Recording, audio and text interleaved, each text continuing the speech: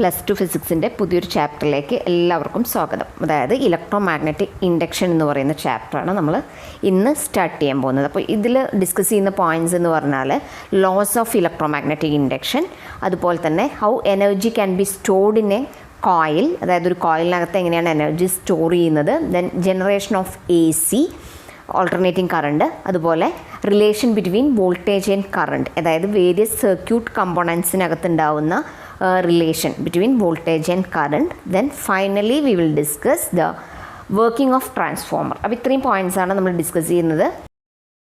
നമ്മൾ ചാപ്റ്ററിലേക്ക് പോകുന്നതിന് മുമ്പ് എന്താണ് ഇലക്ട്രോ മാഗ്നറ്റിക് ഇൻഡക്ഷൻ എന്നുള്ളതൊന്ന് അറിഞ്ഞിരിക്കണം. കാരണം നമ്മൾ ഈ ചാപ്റ്ററിൽ പഠിക്കുന്നത് ഇലക്ട്രോ മാഗ്നറ്റിക് ഇൻഡക്ഷൻ ആണ്. അപ്പോൾ എന്താണ് ഇലക്ട്രോ മാഗ്നറ്റിക് ഇൻഡക്ഷൻ എന്നുള്ളത് ഒന്ന് നോക്കി നോക്കാം. നമ്മൾ കഴിഞ്ഞ ചാപ്റ്ററിൽ ഈസ്റ്റഡിൻ്റെ എക്സ്പെരിമെൻറ്റ്, അതുപോലെ തന്നെ ആംബിയേഴ്സ് ലോ ഒക്കെ പഠിച്ച സമയത്ത് ചില കാര്യങ്ങൾ മനസ്സിലാക്കിയിട്ടുണ്ടായിരുന്നു. അതായത് ഇലക്ട്രിസിറ്റിയും മാഗ്നറ്റിസവും തമ്മിൽ ഒരു ഇൻ്റർ റിലേഷൻ ഉണ്ട് എന്നുള്ളത്, അവർ ഇൻ്റർ റിലേറ്റഡ് ആണ് എന്നുള്ള കാര്യം നമ്മൾ കണ്ടെത്തിയിട്ടുണ്ടായിരുന്നു.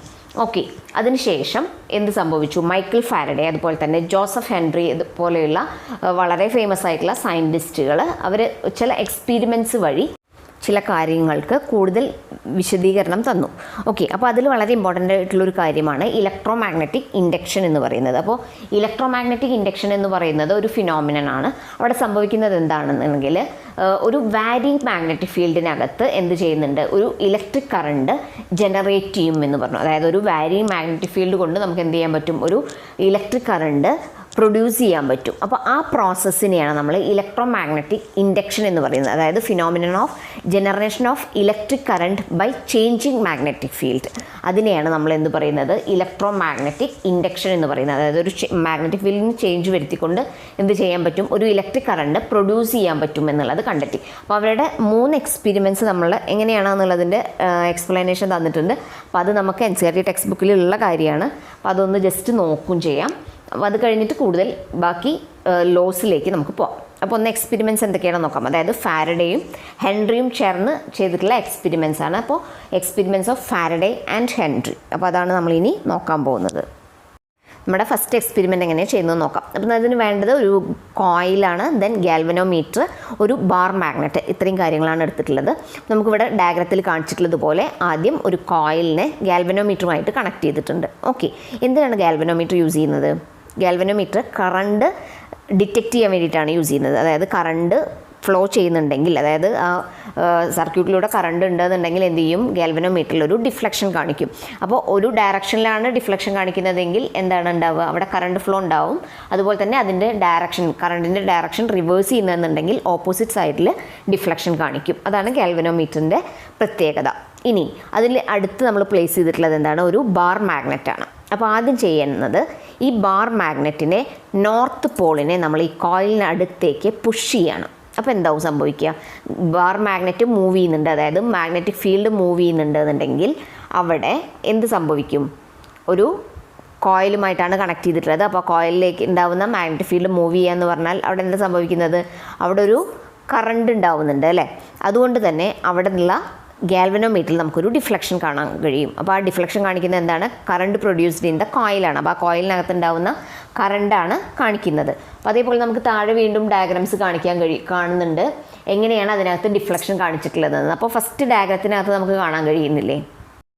അപ്പോൾ ആദ്യത്തെ കേസിൽ എന്താണ് ചെയ്തത്, നോർത്ത് സൗത്ത് ഡയറക്ഷനിലാണ്. അപ്പോൾ നോർത്താണ് എന്ത് ചെയ്യുന്നത്, pushed towards the coil. North ഭാഗമാണ് കോയിലിനകത്തേക്ക് പുഷ് ചെയ്യുന്നതെങ്കിൽ അവിടെ ഉണ്ടാവുന്ന ഡിഫ്ലക്ഷനാണ് ഇൻ ദ ഗാൽവനോമീറ്ററാണ് നമുക്ക് കാണാൻ കഴിയുന്നത്. ആ റെഡ് ആരോ മാർക്കാണ് അവിടെ ഉണ്ടാവുന്ന ഡിഫ്ലക്ഷൻ എന്ന് പറയുന്നത്. ഇനി അതിനെ തിരിച്ചു കൊണ്ടുവരികയാണെന്നുണ്ടെങ്കിൽ, അതായത് ഇപ്പോൾ നമ്മൾ നോർത്ത് സൗത്ത് ഡയറക്ഷനകത്താണ് അത് എന്ത് ചെയ്തിട്ടുള്ളത്, അത് പുഷ് ചെയ്തിട്ടുള്ളത്. അതിനെ തിരിച്ച് എടുക്കുകയാണെന്നുണ്ടെങ്കിൽ അവിടെ എന്ത് സംഭവിക്കുന്നുണ്ട്, ഇവിടെ വീണ്ടും നമുക്ക് ഗാൽവനോമീറ്ററിൽ ഡിഫ്ലക്ഷൻ കിട്ടുന്നുണ്ട് അല്ലേ. അപ്പോൾ അതെന്താ കാണിക്കുന്നത്, അവിടെ കറണ്ടിൻ്റെ പ്രസൻസ് ഉണ്ട് എന്നുള്ളതാണ് കാണിക്കുന്നത്. പക്ഷെ അത് ഓപ്പോസിറ്റ് ഡയറക്ഷനിലാണ്. അപ്പോൾ അത് തിരിച്ചു എടുക്കുക എന്ന് പറയുമ്പോൾ അവിടെ എന്താണ്, ഡയറക്ഷൻ ചേഞ്ച് ചെയ്തു, ഓപ്പോസിറ്റ് ഡയറക്ഷനിലാണ് വരുന്നത്. ഇനി അടുത്ത കേസിൽ എന്താ ചെയ്യുന്നത് നോക്കി നോക്കൂ, ഒരു സൗത്ത് പോളിനെയാണ് എന്ത് ചെയ്യുന്നത്, കോയിലിനകത്തേക്ക് പുഷ് ചെയ്യുന്നത്. അപ്പോൾ സൗത്ത് പോൾ അകത്തേക്ക് വരുന്ന സമയത്ത് എന്തായിരിക്കും, അവിടെ ഗാൽവനോമീറ്ററിൽ ഡിഫ്ലക്ഷൻ കിട്ടുന്നുണ്ട്. പക്ഷേ ഫസ്റ്റിൽ നിന്ന് എന്ത് വ്യത്യാസമുള്ളത്, ഓപ്പോസിറ്റ് ഡയറക്ഷനിലാണ് ഡിഫ്ലക്ഷൻ കിട്ടുന്നത്. ഓക്കെ, അതേപോലെ തന്നെ അതിനെ തിരിച്ചെടുക്കുകയാണെന്നുണ്ടെങ്കിലോ നമുക്ക് കിട്ടിയതിൻ്റെ ജസ്റ്റ് ഓപ്പോസിറ്റ് ആയിരിക്കും ഡിഫ്ലക്ഷൻ കാണിക്കുന്നത്. അപ്പോൾ ഇത്രയും കാര്യങ്ങളൊന്ന് ഓർത്തിരിക്കുക. നമുക്ക് ഈ എക്സ്പെരിമെൻറ്റിനകത്ത് നിന്ന് കിട്ടുന്ന ഒബ്സർവേഷൻസ് എന്തൊക്കെയാണ്? First one, north pole of the magnet ആണ് we are pushing towards the coil എന്നുണ്ടെങ്കിൽ അവിടെ ഉണ്ടാവുന്ന ഗാൽവനോമീറ്റർ ഡിഫ്ലക്ഷൻ എന്തായിരിക്കും കാണിക്കുന്നത്? Which shows the presence of electric current in the കോയിലാണ്. അതേപോലെ തന്നെ deflection last as long as the bar magnet is in motion. Bar magnet move ചെയ്യുമ്പോൾ മാത്രമേ എന്തുണ്ടാവുള്ളൂ? അവിടെ ഇലക്ട്രിക് കറണ്ട് പ്രൊഡ്യൂസ് ചെയ്യുള്ളൂ. അതേപോലെ തന്നെ galvanometer does not show any deflection when the magnet is held stationary. Magnet stationary ആയിട്ടിരിക്കുന്ന സമയത്ത് അവിടെ എന്തുണ്ടാവില്ല? അവിടെ ഗാൽവനോമീറ്ററിൽ ഡിഫ്ലക്ഷൻ ഒന്നും കാണിക്കില്ല. അതുപോലെ തന്നെ when the magnet is pulled away from the coil, നമ്മൾ അതിനെ തിരിച്ച് വലിച്ചെടുക്കുന്ന സമയത്ത് അവിടെ എന്ത് സംഭവിക്കുന്നുണ്ട്? ഗാൽവനോമീറ്ററിൻ്റെ ഡിഫ്ലക്ഷൻ എങ്ങനെയായിരിക്കും? ഓപ്പോസിറ്റ് ഡയറക്ഷനിലാണ്. Which indicates it reverses the direction of current എന്നുള്ളതാണ് കാണിക്കുന്നത്. അതുപോലെ തന്നെ നമ്മൾ കണ്ട മറ്റൊരു ഒബ്സർവേഷൻ എന്ന് പറയുന്നത് എന്തായിരുന്നു? South Paul of the magnet ആണ് കോയിലിനകത്തേക്ക് പുഷ് ചെയ്യുന്നത് എന്നുണ്ടെങ്കിൽ അവിടെ എന്ത് കാണുന്നുണ്ട്? ഗാൽവനോമീറ്ററിൽ ഒരു ഡിഫ്ലക്ഷൻ കിട്ടുന്നുണ്ട്. ഇനി അതേപോലെ തന്നെ അത് റിമൂവ് ചെയ്യുകയാണെന്നുണ്ടെങ്കിൽ ഓപ്പോസിറ്റ് സൈഡിലൊരു ഡിഫ്ലക്ഷൻ ഗാൽവനോമീറ്ററിൽ കിട്ടുന്നുണ്ട്. അതുപോലെ നമ്മൾ മാഗ്നറ്റ് പുഷ് ചെയ്യുന്നത് വളരെ ഫാസ്റ്റായിട്ടാണെന്നുണ്ടെങ്കിൽ അവിടെ ഉണ്ടാവുന്ന ഇലക്ട്രിക് കറണ്ട് മാഗ്നിറ്റ്യൂഡ് കൂടുതലായിരിക്കും. ഓക്കെ, അതായത് ഫാസ്റ്റായിട്ട് മൂവ് ചെയ്യുന്ന സമയത്ത് ഇലക്ട്രിക് കറണ്ടിൻ്റെ ഡയറക്ഷൻ, അതായത് ഇലക്ട്രിക് കറണ്ടിൻ്റെ മാഗ്നിറ്റ്യൂഡ് എന്തായിരിക്കും? കൂടുതലായിരിക്കും. അതുപോലെ തന്നെ ഇനി നമ്മൾ മാഗ്നറ്റിനെ ഫിക്സഡ് ആക്കി വെച്ചുകൊണ്ട് കോയിലാണ് മൂവ് ചെയ്യുന്നതെങ്കിലും ഇതേ ഫിനോമിനൻ നമുക്ക് ഒബ്സർവ് ചെയ്യാൻ പറ്റും. ഓക്കെ, അതായത് കോയിൽ മൂവ് ചെയ്താൽ മതി. അപ്പോൾ അതിലേതെങ്കിലും ഒരെണ്ണം മൂവ് ചെയ്യുകയാണെന്നുണ്ടെങ്കിൽ അവിടെ എന്തുണ്ടാവും? ഇലക്ട്രിക് കറണ്ട് പ്രൊഡ്യൂസ് ചെയ്യും. അപ്പോൾ ഇത്രയും കാര്യങ്ങളാണ് ഫസ്റ്റ് എക്സ്പെരിമെൻറ്റിൽ നിന്ന് നമുക്ക് കണ്ടെത്താൻ പറ്റിയിട്ടുള്ള ഒബ്സർവേഷൻസ് എന്ന് പറയുന്നത്. നമുക്കെങ്ങനെ ഈ എക്സ്പെരിമെൻറ്റിൻ്റെ കൺക്ലൂഷനിലേക്ക് എത്താൻ പറ്റും? അതായത് the relative motion between magnet and the coil is responsible for generation of electric current എന്ന് പറയാം. അതായത് relative motion of magnet and the coil, ഒന്നുകിൽ മാഗ്നറ്റ് മൂവ് ചെയ്യണം അല്ലെങ്കിൽ കോയിൽ മൂവ് ചെയ്യണം. അങ്ങനെ ഉണ്ടാകുന്ന മൂവ്മെൻറ്റ് കൊണ്ട് എന്തുണ്ടാവുന്നുണ്ട്? There is a electric current in the coil, അതായത് ഒരു ഇലക്ട്രിക് കറണ്ട് കോയിലിനകത്ത് പ്രൊഡ്യൂസ് ചെയ്യും. അതാണ് നമുക്ക് കിട്ടിയ കൺക്ലൂഷൻ. അപ്പോൾ അടുത്തതായിട്ട് എന്താണ് ഫാരഡേയും ഹെൻറിയും ചെയ്ത സെക്കൻഡ് എക്സ്പെരിമെൻറ്റ് നോക്കാം. അപ്പോൾ ഇവിടെ ചെയ്യുന്നത് രണ്ടാമത്തെ എക്സ്പെരിമെൻറ്റിൽ ഫസ്റ്റ് എക്സ്പെരിമെൻറ്റ് പോലെ തന്നെയാണ് ആദ്യത്തെ കേസിലെടുത്തിട്ടുള്ള C1 എന്ന് പറയുന്നത്. അതായത് ആദ്യത്തെ കോയിൽ അതിനോട് ഒരു ഗാൽവനോമീറ്റർ അറ്റാച്ച് ചെയ്തിട്ടുണ്ട്. രണ്ടാമത് നമ്മൾ ചെയ്തത് എന്താണെങ്കിൽ അവിടെ ഉണ്ടായിരുന്ന C2 എന്ന് പറയുന്ന ഒരു കോയിലാണ് എടുത്തിട്ടുള്ളത്.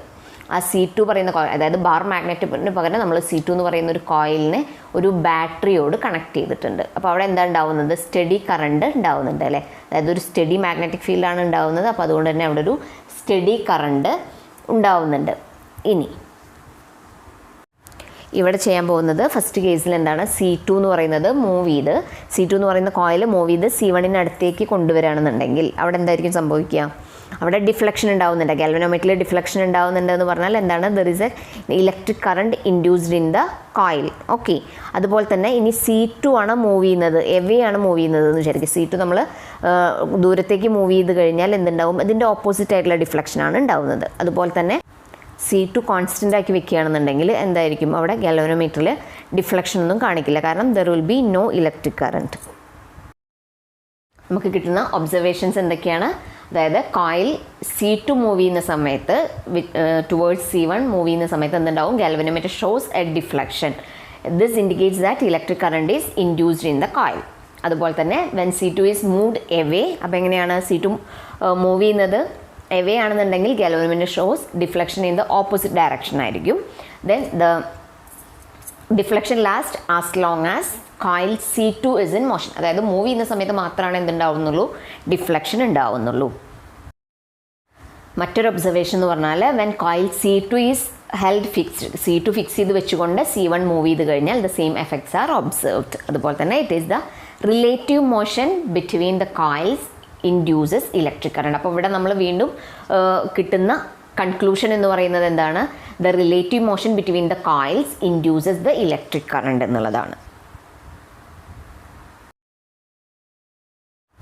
തേർഡ് എക്സ്പെരിമെൻറ്റിൽ നമ്മൾ ചെയ്യുന്നത് 2 കോയിൽസ് എടുത്തിട്ടുണ്ട്. അതായത് ഡയഗ്രത്തിൽ കാണുന്നത് പോലെ തന്നെ C1 C2 എന്ന് പറയുന്ന 2 കോയിൽസ് ആണ്. അവ സ്റ്റേഷനറിയാണ്, മൂവ് ചെയ്യുന്നില്ല രണ്ടും. അതുപോലെ തന്നെ C1 എന്ന് പറയുന്നതിനെ ഒരു ഗാൽവനോമീറ്ററോട് കണക്ട് ചെയ്തിട്ടുണ്ട്. ദെൻ C2 കണക്ട് ചെയ്തിട്ടുള്ളത് ഒരു ബാറ്ററി വഴി എന്ത് ചെയ്തിട്ടുണ്ട്, അതിലേക്ക് ഒരു കീ കണക്ട് ചെയ്തിട്ടുണ്ട്. So there is a battery and a key connected to C2. അപ്പോൾ ഈ കേസിൽ കിട്ടുന്ന ഒബ്സർവേഷൻസ് എന്തൊക്കെയാണ് നോക്കി നോക്കാം. അപ്പോൾ ആദ്യം നമ്മൾ നോക്കുന്നത് ആ കീ നമ്മളൊന്ന് ജസ്റ്റ് വെറുതെ ഒന്ന് പ്രസ് ചെയ്യാണ്. ഓക്കെ, അതായത് ഒന്ന് ചെറുതായിട്ടൊന്ന് പ്രസ് ചെയ്ത് കഴിഞ്ഞാൽ അവിടെ കിട്ടുന്നത് ഒരു മൊമെൻ്ററി ഡിഫ്ലക്ഷൻ ആയിരിക്കും. അതായത് പെട്ടെന്ന് വരുന്ന ഒരു ഡിഫ്ലക്ഷൻ, അതുപോലെ തന്നെ എന്ത് ചെയ്യും, അത് 0 ആയി മാറും ചെയ്യും. അങ്ങനെ വളരെ ചെറിയൊരു മൊമെൻ്ററി ഡിഫ്ലക്ഷനാണ് കീ ക്ലോസ് ചെയ്യുന്ന ഒന്ന് ജസ്റ്റ് ഒന്ന് പ്രസ് ചെയ്യുന്ന സമയത്ത് നമുക്ക് കിട്ടുന്നത്. ഇനി നമ്മളത് കണ്ടിന്യൂസ് ആയിട്ട് പ്രസ് ചെയ്തുകൊണ്ടിരുന്നാൽ അവിടെ ഡിഫ്ലക്ഷൻ ഒന്നും കാണാൻ കഴിയില്ല ഗാൽവനോമീറ്ററിനകത്ത്. അതുപോലെ തന്നെ കീ നമ്മൾ റിലീസ് ചെയ്യുന്ന സമയത്ത് ഒരു മൊമെൻ്ററി ഡിഫ്ലക്ഷൻ അത് ഓപ്പോസിറ്റ് ഡയറക്ഷനിൽ നമുക്ക് കാണാൻ പറ്റും. അപ്പോൾ ക്ലോസ് ചെയ്യുന്ന സമയത്ത് നമുക്ക് ഏത് ഡയറക്ഷനിലാണോ കിട്ടിയത് ഡിഫ്ലക്ഷൻ, അതിൻ്റെ ഓപ്പോസിറ്റ് ഡയറക്ഷനിലാണ് നമ്മൾ കീ റിലീസ് ചെയ്യുന്ന സമയത്ത് കിട്ടുന്നത്. ഓക്കെ, അതുപോലെ തന്നെ deflection increases dramatically when an iron rod is inserted into the coils along their axis. അതായത് ഇതിനകത്തൊരു അയൺ റോഡ് ഇൻസേർട്ട് ചെയ്യുകയാണെന്നുണ്ടെങ്കിൽ എന്ത് ചെയ്യുന്നത് കാണാം, അവിടെ ഉണ്ടാകുന്ന ഡിഫ്ലക്ഷൻ ഇൻക്രീസ് ചെയ്യുന്നതായിട്ട് കാണാം. ഇത്രയും കാര്യങ്ങളാണ് എക്സ്പെരിമെൻറ്റ് 3ൽ നമുക്ക് കിട്ടുന്ന ഒബ്സർവേഷൻസ് എന്ന് പറയുന്നത്. നമുക്ക് ഈ 3 എക്സ്പെരിമെൻസിൽ നിന്നും കൺക്ലൂഡ് ചെയ്യാൻ പറ്റുന്ന കാര്യം എന്താണ്, അതിന് electric current is generated by varying magnetic fields എന്നുള്ളതാണ് പറയാൻ പറ്റുന്നത്. So that is called electromagnetic induction. അതായത് the phenomenon in which electric current is generated by varying magnetic field, അതിനെയാണ് നമ്മൾ ഇലക്ട്രോ മാഗ്നറ്റിക് ഇൻഡക്ഷൻ എന്ന് പറയുന്നത്. അടുത്ത് നമ്മൾ അറിഞ്ഞിരിക്കേണ്ട മറ്റൊരു പോയിൻ്റാണ് മാഗ്നറ്റിക് ഫ്ലക്സ് എന്ന് പറയുന്നത്. അപ്പോൾ ഇവിടെ നമുക്ക് കാണാൻ കഴിയുന്നത് എന്താണ്, ഒരു യൂണിഫോം മാഗ്നറ്റിക് ഫീൽഡ് ഉണ്ട്. So magnetic flux through A plain of area A placed in A uniform magnetic ഫീൽഡിനെ നമ്മൾ എഴുതാൻ പറ്റുന്നത്. അതായത് ഒരു യൂണിഫോം മാഗ്നറ്റിക് ഫീൽഡിൽ വെച്ചിട്ടുള്ള ഒരു പെർട്ടിക്കുലർ ഏരിയ, അതായത് പ്ലെയിൻ ഓഫ് ഏരിയ എയിൽ ഉണ്ടാവുന്ന മാഗ്നറ്റിക് ഫ്ലക്സ് കാണാനുള്ള എക്സ്പ്രഷനാണ് φB=B.A അല്ലെങ്കിൽ BA cos θ എന്ന് പറയുന്നത്. B എന്ന് പറയുന്നത് എന്താണ്, അവിടുത്തെ മാഗ്നറ്റിക് ഫീൽഡാണ്. A is the area of the plain, അതായത് പ്ലെയിൻ ഓഫ് ഏരിയ എ ആണ് നമ്മൾ സെലക്ട് ചെയ്തിട്ടുള്ളത്. അപ്പോൾ ഇക്വേഷൻ അറിഞ്ഞിരിക്കുക, B.A ആണ്, അതായത് BA cos θ ആണ്. തീറ്റ എന്ന് പറയുന്നത് എന്താണ്, angle between B and A ആണ്. അതുപോലെ തന്നെ മാഗ്നറ്റിക് ഫ്ലക്സിൻ്റെ യൂണിറ്റ് അറിഞ്ഞിരിക്കണം, വെബറാണ്, WB എന്നാണ് റെപ്രസെൻറ്റ് ചെയ്യുന്നത്, അല്ലെങ്കിൽ ടെസ്ല മീറ്റർ സ്ക്വയർ എന്നും പറയാം. ഓക്കെ, അതൊരു സ്കാലർ ക്വാണ്ടിറ്റിയാണ്. മാഗ്നറ്റിക് അതായത് ഫ്ലക്സ് എന്ന് പറയുന്നത് എന്താണ്, ഒരു സ്കാലർ ക്വാണ്ടിറ്റിയാണ്. ഇന്ന് നമുക്കിവിടെ കൺക്ലൂഡ് ചെയ്യാം. അപ്പോൾ അടുത്ത ക്ലാസ്സിൽ വളരെ ഇമ്പോർട്ടൻ്റ് ആയിട്ടുള്ള ഫാരഡേസ് ലോ, അതുപോലെ തന്നെ ലെൻസസ് ലോ, അങ്ങനെ ഇമ്പോർട്ടൻ്റ് ആയിട്ടുള്ള കുറച്ച് ലോസും അതുപോലെ തന്നെ ഡെറിവേഷൻസുമായിട്ട് നമുക്ക് വീണ്ടും കാണാം. Children, take care.